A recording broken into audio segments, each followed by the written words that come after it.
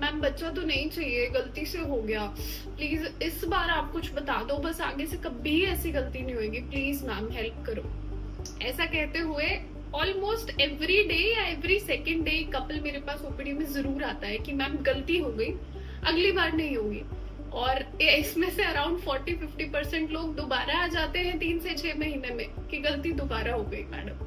तो ये गलतियां नहीं हो, इसके लिए आपको कॉन्ट्रासेप्शन की नॉलेज जरूर होनी चाहिए, गर्भ निरोध, इस तरह अनचाही प्रेगनेंसी को कैसे प्रिवेंट किया जाए ताकि ये गलतियां बार बार नहीं हो।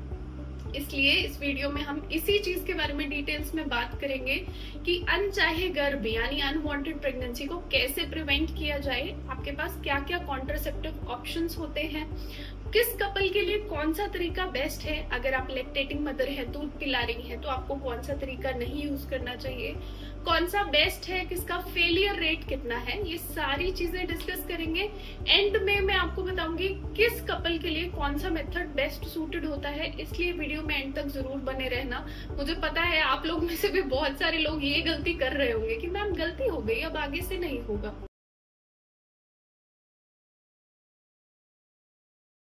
तो सबसे पहले तो मैं बताना चाहूंगी हमारे भारत की जनसंख्या इतनी इसीलिए बढ़ रही है बिकॉज लोगों में कॉन्ट्रासेप्शन की नॉलेज नहीं है। बहुत सारे मिथ्स हैं कि कॉपर्टी लगवा लेंगे तो कलेजे में चढ़ जाएगी, ब्लीडिंग हो जाएगी, चिपक जाएगी, कैंसर हो जाएगा, पिल्स लेंगे तो आगे कभी बच्चा ही नहीं होगा, कॉन्डोम पहनेंगे तो भाई प्लेजर नहीं होगा। बहुत तरीके के डाउट्स में सही गलत चीजें आप लोगों के मन में हैं, सब क्लियर करते हैं वन बाय वन।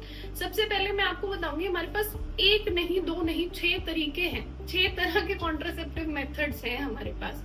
तो आप को तो बस एक ही अपनाना है। तो सबसे पहले हम डिस्कस करते हैं कुछ नेचुरल मेथड्स जिसमें आपको कुछ करने की जरूरत नहीं, कुछ प्रोटेक्शन यूज करने की जरूरत नहीं है, नेचुरल मेथड, बट आपको कुछ रिदम पता होनी चाहिए।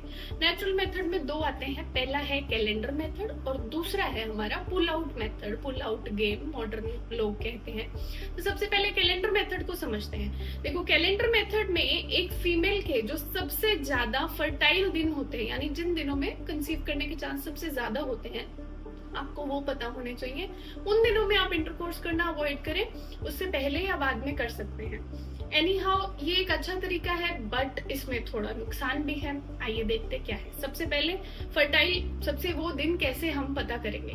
तो अगर किसी भी फीमेल का 30 दिन का पीरियड साइकिल है, 30 दिन में पीरियड्स आते हैं, तो उस महिला के करीबन 10वें से 18वें दिन के आसपास ये उसकी फर्टाइल विंडो होती है, मोस्ट फर्टाइल डेज होते हैं। तो इन दिनों में आप इंटरकोर्स करना अवॉइड करें क्योंकि यहाँ कंसेप्शन के चांसेस सबसे ज्यादा होते हैं। दूसरा है अगेन हमारा pull out method. Pull out method, इस मेथड में क्या है कि जब आप इंटरकोर्स कर रहे हैं तो जो मेल पार्टनर है वो इजैक्यूलेशन फीमेल पार्टनर के इंटरनल अंदर नहीं करे, एक्सटर्नली इजैक्यूलेट करे। जैसे ही उनको लगता है इजैक्यूलेशन होने वाला है, they pull out the penis out of the female body। तो अब इन दोनों मेथड्स में हाँ इट इज गुड मेथड, आपको कुछ नहीं यूज करना पड़ रहा। फायदा यही है कि आपको एक्सटर्नली कुछ नहीं यूज करना पड़ रहा, आपकी प्राइवेसी मेंटेन्ड है। बट अब इसका नुकसान क्या है कि जरूरी नहीं है कि कैलेंडर मेथड के अकॉर्डिंग सिर्फ फर्टाइल डेज में ओव्यूलेशन होगी, कई बार अनप्रेडिक्टेड ओव्यूलेशन हो जाती है। दूसरा, इरेगुलर पीरियड्स वाले लोग इसको नहीं यूज कर सकते। और पुल आउट मेथड के साथ ये है कि कई बार नहीं हो पाता, पुल आउट नहीं हो पाता उस समय, या फिर थोड़ा बहुत सीमन पहले ही रिलीज हो गया, प्री कम में स्पर्म्स हुए, तो उससे फेलियर के चांसेस हो जाते हैं।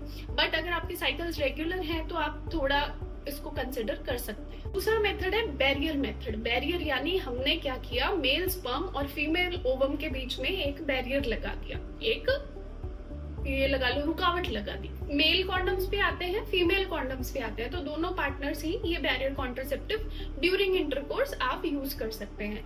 दूसरा, फीमेल डायफ्राम्स आते हैं, फीमेल कैप आती है, अगेन वो हम फीमेल वजाइना में इंसर्ट करते हैं during the act of intercourse. तो ये सारे ऑप्शंस रहते हैं। अब इसमें फायदा नुकसान क्या है, एक चीज की जब मेल पार्टनर या कोई भी फीमेल पार्टनर भी इवन जब वो कोई बैरियर मेथड यूज करते हैं तो उसमें हाँ कई बार डिक्रीज सेंसेशन ऑफ प्लेजर होती है। बहुत बार पेशेंट्स ये कंप्लेन करते हैं, फीमेल्स भी बोलती है मैम हस्बैंड मानते ही नहीं है कॉन्डम पहनने को, नहीं पहनूंगा। अब फिर ये गलतियां होती हैं, तो ऐसा मत करो। अभी हम देखेंगे अगर आपको नहीं बैरियर कॉन्ट्रासेप्टिव सूट कर रहा तो आप क्या मेथड्स यूज कर सकते हो। दूसरा इसका नुकसान ये है, अगर आपको लेटेक्स एलर्जी है तो आप कॉन्डम नहीं यूज करें, बिकॉज वो लेटेक्स का बना हुआ होता है। एंड यस, कई बार रप्चर्ड कॉन्डम, स्टक कॉन्डम, ये सारी कॉम्प्लिकेशंस आ सकती हैं। तो एनी हाउ बेस्ट एक चीज इसकी अच्छी ये है कि आप बेडरूम में एट योर प्रिवेसी, कहीं डॉक्टर के पास नहीं जाना। तो यू हैव टू कंसिडर, ये बेस्ट उन लोगों के लिए होता है जो लोग अभी कभी कभी अपने पार्टनर से मिलते हैं, तो आपको रेगुलर कोई कॉन्ट्रासेप्टिव यूज करने की जरूरत नहीं है। और न्यूली मैरिड कपल्स के लिए भी ये बेस्ट सूटेड है, बिकॉज उन्हें कोई हार्मोन एक्सपोजर नहीं चाहिए होता। तीसरा कॉन्ट्रासेप्टिव मेथड आता है हार्मोनल कॉन्ट्रासेप्टिव, यानी हम हॉर्मोन्स के बदलाव शरीर में लाते हैं एक्सटर्नली हार्मोन लेके, जिससे या तो एग नहीं बनेगा, या फिर एग बनेगा तो एंडोमेट्रियम ऐसी होगी कि बच्चा लगेगा तो वो चिपकेगा नहीं। तो ये सारी चीजें हैं। अब इसमें सबसे पहले आती है हमारे पास पिल्स आती है, ओरल कॉन्ट्रासेप्टिव पिल जिसको हम बोलते हैं। 21 दिन की गोलियों के पैक में आती है ये। इसमें एस्ट्रोजन, प्रोजेस्टेरॉन और सिर्फ प्रोजेस्टेरॉन ओनली पिल्स भी आती है। अब इसमें फायदा क्या है कि आपको एक पिल डेली लेनी है, कुछ नहीं है, you good to go. But अब इसमें नुकसान क्या है कि अगर आप पिल्स भूल गए तो फिर आपके बीच में ब्रेक थ्रू ब्लीडिंग हो जाएगी। दूसरा, जो ज्यादा मोटे लोग हैं, जिनको कोई कार्डियोवास्कुलर डिजीज है, बीपी हाई रहता है, वो लोग ये यूज नहीं कर सकते हैं। अगर आप बच्चे को दूध पिलाती हैं तो आप कंबाइंड कॉन्ट्रासेप्टिव पिल्स नहीं यूज कर सकती हैं। और कई बार ऐसा भी होता है कि अगर आपने लंबे समय तक ओसी पिल्स यूज कर ली तो वेट गेन, पिंपल्स होना, हेयर्स आना, ये सब प्रोजेस्टेरॉन हार्मोनल साइड इफेक्ट्स आपको हो सकते हैं। हार्मोनल में ही दूसरा है कि आप इंजेक्शन लगवाओ। इंजेक्शन में क्या है, 3-3 महीने की सुई आती है, आपने सुना होगा। इसमें प्रोजेस्टेरॉन का इंजेक्शन लगता है, हर 3-3 महीने से आपको लगवाना पड़ता है। तो पिल्स की तरह डेली लेने वाला झंझट खत्म है। बट अब इसमें क्या होता है कि 3 महीने आपने लगवाई और उस समय फ्री, पर अगर आप भूल गए तीसरे महीने के बाद डोज, वहां फेलियर के चांस है। दूसरा, कई बार अगर आप लंबे समय तक प्रोजेस्टेरॉन ये इंजेक्शन लगवा लेते हैं तो इसमें पीरियड्स इरेगुलरिटीज हो जाती है। कई बार की पेशेंट को पीरियड्स आने बिल्कुल कम हो जाते हैं और कुछ कुछ दिनों तक बंद भी रहते हैं। Even I have seen patients जो कि रिपीटेड उन्होंने 6-7 डोजेस लगवा ली हैं एंड उनको 1 साल तक पीरियड्स नहीं है। तो ऐसे में we'll just have to wait and watch, क्योंकि बच्चेदानी के अंदर की परत बहुत पतली हो जाती है ऐसे केस में। तो इसका ये साइड इफेक्ट होता है। बट हाँ, इफेक्ट अच्छा है। अगर आपको सूट कर गया तो 3-3 महीने से लगवाते रहो, कोई दिक्कत वाली बात नहीं है। आती है भाई कॉपर टी, इंट्रायूट्राइन डिवाइसेस, कि बच्चेदानी में कॉपर टी रख देंगे। मतलब इस बारे में तो मैंने इतनी सारी चीजें सुनी हुई है, ऐसे ऐसे लोगों की गलत फहमियां सुनी है। तो कॉपर टी में क्या होता है, इतनी छोटी सी डिवाइस होती है, ये आपके बच्चेदानी में इंसर्ट की जाती है, ठीक है। अब ये आती है 3 साल की, 5 साल की, 10 साल की भी आती है। तो एक बार आपने कॉपर टी लगवाई, you are free for 5 years, if you want for 10 years as well. But अब इसके कुछ गलत फहमियां पहले मैं बताऊंगी। लोगों को क्या लगता है, कॉपर टी लगवा ली तो वो कलेजे में चढ़ जाएगी, अगर कॉपर टी लगवा ली तो बच्चेदानी का कैंसर हो जाएगा, वजन बढ़ जाएगा मेरा। एक सबसे फनी मैंने सुना था, कॉपर टी लगवाने के बाद अगर इंटरकोर्स करते हैं तो दोनों पार्टनर्स आपस में चिपक जाते हैं। मतलब कोई लॉजिक नहीं है इस बात का, बट हाँ, ये लोगों को डाउट्स हैं। तो एक एक करके ये सारे डाउट्स क्लियर करते हैं। ये बच्चेदानी है, इसमें यहाँ पे कॉपर टी लगाई जाती है। कॉपर टी जनरली या तो आप अपनी डिलीवरी के बाद या फिर पीरियड्स के पहले 5 दिन के अंदर आप लगवा सकते हैं, आराम से इजीली लग जाती है, कोई पेन नहीं होता। अब यहाँ पे कॉपर टी है, इतनी मोटी यूट्रस की परत है, ठीक है। तो ऐसा कोई रॉकेट तो है नहीं कॉपर टी की, ये लगाई और शू करके ऊपर कलेजे में चढ़ गई, बस उसको वही काम था, एक की बॉडी में रखो और मैं कलेजे में चढ़ूं, ऐसा नहीं होता। हाँ, मैं मानती हूँ कि यूट्राइन परफोरेशन के केसेस होते हैं कॉपर टी में, बट बहुत कम प्रतिशत लोगों में वो देखा गया है। एंड इफ अगर आपने एक बार कॉपर टी लगवा ली तो अगर वो आपको सूट कर जाती है, आपके पीरियड सही आ रहे हैं, तो एक तरह से बेस्ट मेथड होता है कि आप 10 साल के लिए you are good to go, that is the thing. But हाँ, कुछ लोगों के एक्चुअल साइड इफेक्ट्स भी होते हैं कॉपर टी के, जो मैं आपको बताती हूँ कि जब आप कॉपर टी लगवाते हैं तो अंदर की एंडोमेट्रियम कई बार रिएक्ट करती है और आपको हैवी ब्लीडिंग होती है कुछ समय के लिए। ऐसे में हम आपको कुछ बेसिक मेडिकेशंस देते हैं, अगर उससे कंट्रोल हो जाती है तो ठीक है, नहीं होती कंट्रोल तो हमें रिमूव करनी पड़ सकती है।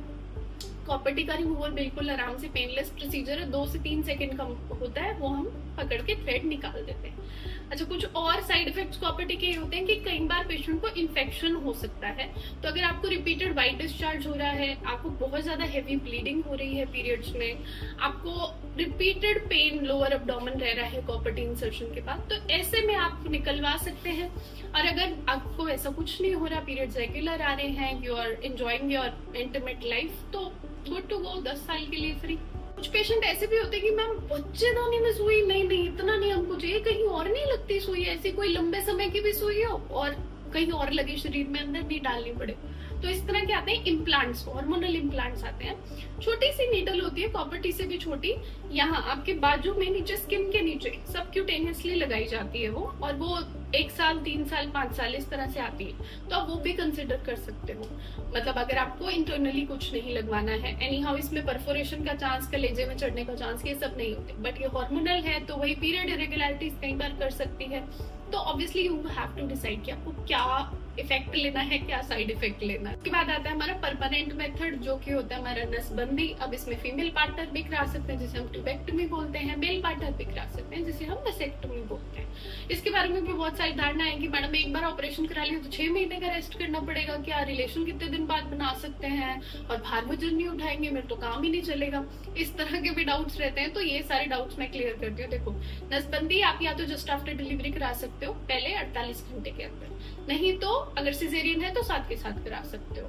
दूसरा है कि आप अपने डिलीवरी के 1.5 महीने के बाद करा सकते हो, एंड प्रेफरेबली ये होता है कि पीरियड्स के जस्ट पहले 1-2 दिन में कर देते हैं, तो बाद में कोई फेलियर के चांसेस नहीं रहते। अब इसमें दूरबीन वाला ऑपरेशन ही आजकल होता है जिसमें इतना सा कट आता है, कोई बड़ा कट नहीं आता है। अब इसके रिकवरी जनरली 10 to 14 डेज ही लगते हैं, उसके बाद आप अपना रूटीन काम कर सकते हैं।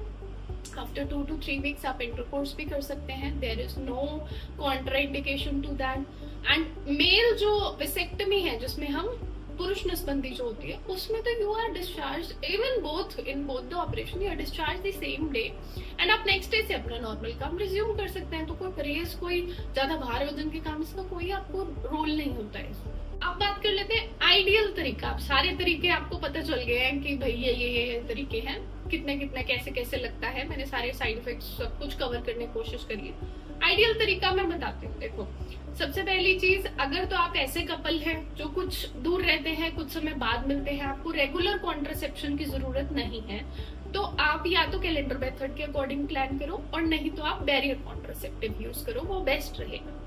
दूसरी चीज, अगर आपकी जस्ट अभी डिलीवरी हुई है और अभी आप 2 से 3 साल का गैप चाहते हैं, तो ऐसे में कॉपर-टी बेस्ट रहती है, क्योंकि वो लंबे समय का गैप आपको देती है।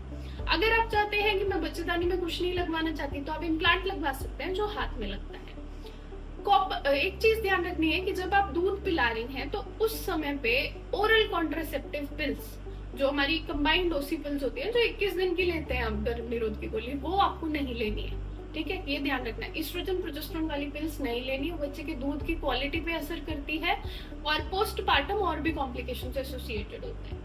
आप progesterone only pills lactating mothers ले सकती हैं, मतलब पिल्स भी 2 तरह की आती हैं, तो उसमें आपको डिस्कस करना होता है। अच्छा, अगर आपकी डीएनसी हुई है, जैसे मिसकैरेज हुआ है, तो 3 महीने का गैप आप रखना चाहते हैं, तो उस केसेस में हमारा जो 3 महीने वाला इंजेक्शन मैंने बताया प्रोजेस्टेरोन का, वो सबसे सही रहता है, क्योंकि सिंगल डोज आप लगवाएंगे, 3 मंथ्स का गैप मेंटेन रहेगा, बॉडी रिकवर भी कर जाएगी। तो ये सारे तरीके हो गए। अगर आपकी फैमिली कंप्लीट है और आप परमानेंट मेथड चाहते हैं, then go for sterilization operation, मतलब ट्यूबेक्टमी, नसबंदी आप कराएं, वो बेस्ट रहेगा। तो ये सारे तरीके हो गए। अब ये सारे तरीके मैं आपको बता चुकी हूँ, आप खुद सोचो कि आप इतने साइड इफेक्ट से डरते हो, ये हो जाएगा वो हो जाएगा, पर उस चक्कर में अनवांटेड प्रेगनेंसी होती है, फिर आप पिल्स लेते हो, कई बार अबॉर्शन होता है, कई बार नहीं होता, वाइट डिस्चार्ज रहता है, बाद में पीआईडी हो जाता है लेडीज को, तो एटलीस्ट बहुत सारा मतलब बॉडी पे फाइनेंशियल मेंटल लोड आ जाता है। तो एटलीस्ट उस सब से बचने के लिए आप कॉन्ट्रासेप्टिव मेथड देखो, क्या चूज करना है डिस्कस करो। बट अगर आपको बेबी नहीं चाहिए तो बेस्ट राय यही रहेगी कि आप कॉन्ट्रासेप्टिव मेथड यूज करो instead of landing up in unwanted pregnancy. Video पसंद आया हो तो कमेंट बॉक्स में जरूर बता देना, और किसी भी भाई बहन को लगता है इस वीडियो की जरूरत है तो शेयर जरूर कर देना।